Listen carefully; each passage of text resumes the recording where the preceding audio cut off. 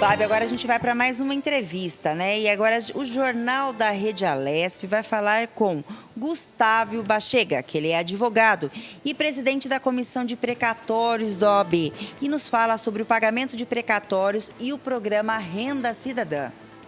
Doutor Gustavo, bom dia, seja bem-vindo ao Jornal da Rede Alesp. Bom dia, bom dia. Doutor Gustavo, o que é um precatório? Explique isso para o nosso espectador. E como a dívida judicial se torna um precatório? Correto. Primeiro, bom dia a todos os espectadores da TV Alesp. É um prazer estar aqui com vocês. Precatório nada mais é do que uma requisição de pagamento expedida pelo Poder Judiciário para cobrar municípios, estados e a União Federal, assim como suas autarquias e fundações, o pagamento de valores devido após condenação judicial definitiva. A grosso modo, e popularizando um pouco o assunto, precatórios você pode levar em consideração que era uma injustiça que se tornou uma justiça, né? Agora, como que uma dívida, um processo se torna precatório? Bom, é muito simples. Quando alguma pessoa física ou alguma empresa se sente lesada em seu direito, ela recorre primeiramente ao Poder Judiciário para reaver o seu direito. Só que, e quando essa outra parte, a parte que lesou tal direito, é um ente público, como por exemplo um município, ou um estado, ou a União Federal? E aí existe todo um regramento jurídico para isso, que nós chamamos de regimento dos precatórios, né? É o famoso regime jurídico de precatórios.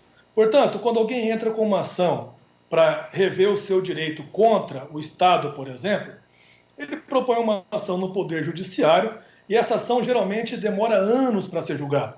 Tem casos de 20, 30 anos. Depois, se ela conseguir a decisão favorável, ela ainda não ganha o prêmio, ela não ganha o dinheiro. Ela tem que esperar esse valor que ela ganhou entrar para o orçamento do Estado. Por isso que, mesmo depois que uma ação de precatórios termina, que existe o trânsito julgado, ele ainda tem que entrar para o orçamento do próximo ano. E isso tem que ser feito até o dia 1º de julho. Portanto, um precatório que entra para o orçamento em 1º de julho de um ano, ele pode ser pago até dezembro do exercício seguinte. Ou seja, tem mais 18 meses aí de espera para ser pago o precatório. Isso se o precatório for pago em dia, se não houver atraso no pagamento. Doutor, bom dia. Quem está falando é Lília. Mais uma vez eu agradeço a participação do senhor aqui no Jornal da Rede Alesp. Pergunta para o senhor seria o seguinte: toda ação que a gente ajuiza contra o poder público, dando frutífera, sempre vai virar precatório ou não? Sim. Toda vez que o governo tem que pagar uma dívida, ele paga através de precatório. Isso está contido no artigo 100 da Constituição Federal, né, que é o famoso regime jurídico de precatórios. Isso tem uma lógica de ser feito, porque o governo precisa fazer previsão orçamentária. Ele não é como uma pessoa física ou uma empresa particular que tem lá o seu dinheiro na conta corrente disponível para a hora que precisar poder pagar suas dívidas, né? Ele trabalha com previsão orçamentária. Isso é feito no ano anterior. Então, por exemplo, os pagamentos que serão pagos em 2021 pelo governo do estado de São Paulo têm que ser previsto neste ano de 2020. Tem que ter previsão orçamentária. Doutor Gustavo, diante disso que o senhor falou, da previsibilidade orçamentária, a minha questão é o seguinte: a queda de arrecadação pode interferir no prazo dos pagamentos dos precatórios? Por exemplo, um governo que enfrenta uma crise econômica por 2, 3, 4 anos seguidos, ele pode alegar isso para atrasar ainda mais o pagamento de um precatório ou não? Pois bem, excelente pergunta. Não, não pode. Não tem justificativa plausível para isso. Tanto é que os tribunais já se manifestaram, o próprio Supremo Tribunal Federal recentemente se manifestou que isso não é argumento plausível. Por quê? E eu vou justificar isso aí. Em regra, o Estado de São Paulo, como outros estados da nossa República também, eles têm que destinar 1,5% da sua receita líquida mensal para pagar os precatórios. Só que eles não vêm fazendo isso. Com qual recurso? Eu acho que essa é a grande pergunta. Com qual recurso que é pago os precatórios? Eles estão sendo, na sua grande maioria, pagos com recursos provenientes de depósitos judiciais, que nada tem a ver com arrecadação, que nada tem a ver com crise econômica e nada tem a ver também com pandemia, né? Primeiro, a regra, como eu disse, seria 1,5% da receita líquida mensal teria que ser destinada para pagamento de precatórios. Isso está contido na Constituição Federal e regulamentado pelo Conselho Nacional de Justiça. Mas os estados não fazem isso. Eles utilizam o quê? Depósitos judiciais para pagamento de precatórios. Veja bem, só a título de informação. Em 2019, o estado de São Paulo pagou 3 bilhões e 600 milhões em precatórios. Desse montante, apenas 800 milhões foram pagos com receita do Estado. O restante, que é a grande maioria, que aí estamos falando de 2 bilhões e 800, foram pagos com recursos provenientes de depósitos judiciais. E que isso não tem nada a ver com arrecadação, ou com queda, ou com alta de arrecadação, né?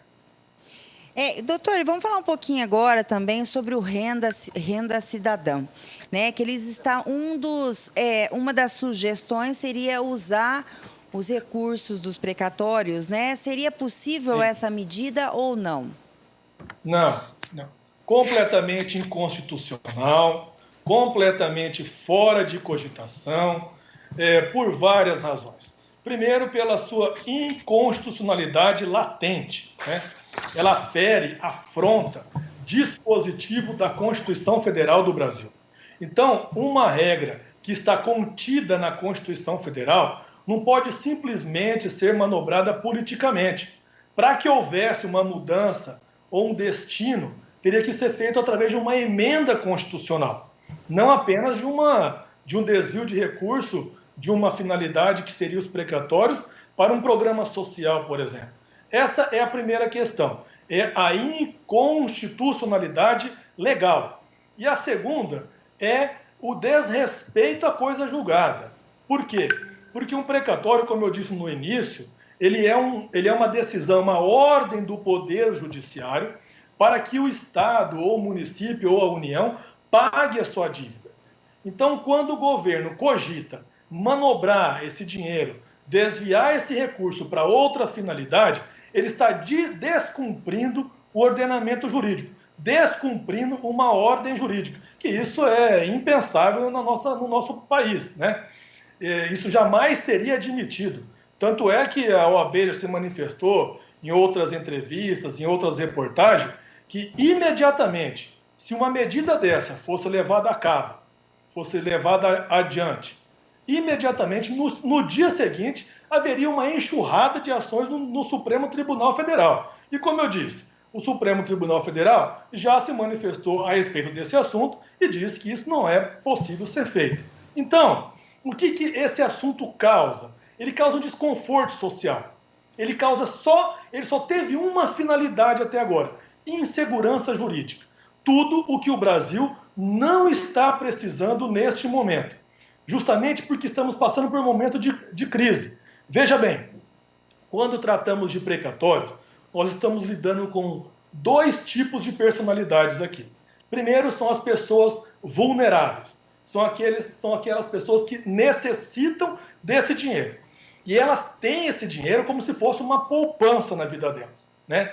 E ainda existe, dentro dessas pessoas vulneráveis, uma outra categoria chamada de superprivilegiados, que são o quê? São pessoas que têm de 60 anos ou mais, pessoas portadoras de alguma deficiência ou pessoas com doença grave. Veja bem, estamos tratando de pessoas necessitadas. Esse é um ponto. O outro ponto, os detentores de precatórios são empresas nacionais ou internacionais ou investidores, também nacionais e internacionais, que confiaram no Brasil como uma instituição séria, que confiaram no nosso país, no nosso estado e no nosso município como órgãos que cumprem decisões judiciais e que respeitam a coisa julgada. Portanto, um boato desse, quando ele é lançado na mídia, quando ele é transferido para discussões políticas, ele só causa uma finalidade: insegurança jurídica. E isso é o que nós não estamos precisando, porque isso tem consequências graves. Não no campo judicial, que, como eu disse, isso jamais seria aprovado, mas causa o quê? O recuo do investidor, o recuo do dinheiro externo, né? Porque esses fundos de investimento, como eu disse, essas empresas que aplicam seu dinheiro em precatórios, que investem seu dinheiro em precatórios, eles também confiam no Brasil para investir seu dinheiro em outras áreas, em área de saúde, na educação, área de energia limpa ou não, em setores da economia. Portanto, com um boato desse, o que acontece? Acontece o recuo dos investidores. Isso é péssimo para o Brasil, não é o momento, ou seja, essa notícia veiculou num momento terrível, né, que desnecessário, e sem nenhuma fonte de comprovação segura, foram só fumaça, só boato, mas que infelizmente já aconteceu de afugentar vários investidores, principalmente os investidores internacionais. Então, um apelo que nós advogados, nós da OAB, empresas que atuam nesse segmento, que conhecem o Brasil, é o seguinte recado: investidor, isso não vai acontecer com o nosso país. O nosso país é um país estável, é um país seguro, é um país que respeita a ordem institucional. Doutor Gustavo, eu achei extremamente interessante essas últimas informações que o senhor nos passou. Porque hoje em dia, grandes cidades brasileiras costumam ter até um departamento, uma secretaria de relação institucional. Estados, grandes cidades, estados, e tudo isso para fomentar investimentos internacionais. Então, o senhor está nos explicando que se um estado ou se uma cidade acaba não sendo cumpridor de suas obrigações jurídicas, de suas dívidas, se não passa ali uma boa imagem, se passa algum tipo de insegurança jurídica, isso pode afetar até a entrada de dinheiro de fora, que hoje é tão fundamental para o crescimento estrutural, não só de cidades, de municípios, de estados, mas do país como um todo, né? Como um todo, isso afeta tudo. Isso é um efeito em cascata terrível.